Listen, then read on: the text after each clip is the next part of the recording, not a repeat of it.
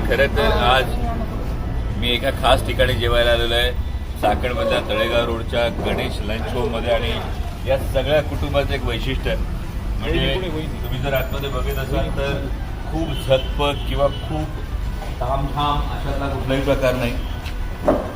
साधं सोपं आहे. गेली 22 वर्ष हे गणेश लंच होम लोकांच्या सेवेत आहे. आणि दुपारच्या वेळी जर तुम्ही इथं आलात तर चाकणमधल्या आमच्या चाकणचा एक वर्क कल्चर वेगळं आहे आणि ब्लू कॉलर लोकही जास्त आहेत आणि त्याचबरोबर बाहेरगावून आलेले लोकही जास्त आहेत. नवरा बायको दोघेही काम करणाऱ्यांची संख्या सुद्धा जास्त आहे आणि त्यामुळं दुपारच्या वेळी इथं अर्धा तास वेटिंग असते, बरोबर.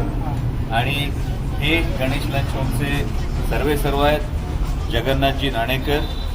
आजही सगळ्या भाज्या ते करतात, स्वतः इथून PMTने जायचं मार्केट यार्डला, स्वतः सगळा माल घेऊन यायचा आणि मावशी दोघे मिळून स्वतः बनवतात. आणि त्याच्या नावाने आहे ना तो हा गणेश. आणि गणेशला स्वतः म्हणजे संपूर्ण कुटुंब. मी लहानपणी विसुभाऊ बापटांचा कार्यक्रम बघितला होता, कुटुंब रंगले काव्यात, आणि त्या पद्धतीने हे संपूर्ण कुटुंब एकत्र येऊन इतकं चांगलं जेवण ज्याच्यासाठी अर्धा तास वेटिंग असतं. म्हणजे मी स्वतः मुद्दाम आज जेवलो आणि अप्रतिम जेवण आणि जी आपुलकी आहे ती फार महत्त्वाची आहे. मला असं वाटतं की माणसाच्या हृदयाचा मार्ग त्याच्या पोटातून जातो असं म्हणतात.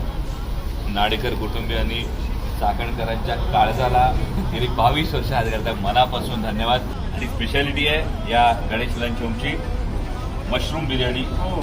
आणि गणेशरावांच्या पत्नी ही बिर्याणी बनवतात आणि मशरूमचा प्लांट सुद्धा आमचा इथेच आहे. फ्रेश असतं सगळं, फ्रेश असतं. आणि ताई तुझं नाव? समृद्धी. ही खरं तर फर्स्ट नंबर आला शाळेत.